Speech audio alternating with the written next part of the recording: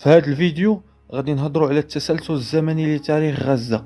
لكن قبل ما ندخل في التواريخ والأحداث غادي نعطيو واحد النبذة تعريفية على أصل التسمية ديال غزة.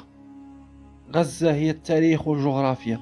غزة هي الناس البسطاء المقاومون بالفطرة، قاهرة المحتلين وما أكثرهم.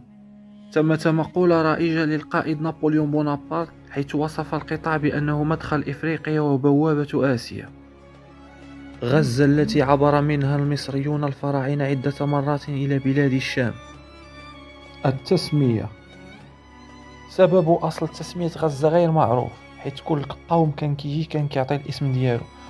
فمثلا الاسم كان كيتغير على حسب كل حقبة. فمثلا الكنعانيين سموها هازاتي والفراعنة غازاتو، الأشوريين اليونانيين هازاتي وفازا، العبرانيين هازا والصليبيين غادراز، والأتراك كانوا كيسميوها غزة، ما غيروش الاسم ديالنا، والإنجليز غزة. سبب تسميتها غزة.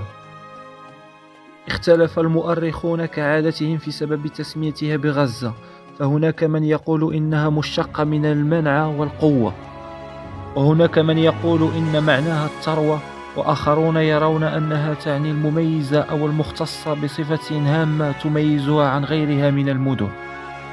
وتلقب بغزة هاشم بسبب وجود قبر هاشم بن عبد المناف جد الرسول صلى الله عليه وسلم بجامع السيد هاشم.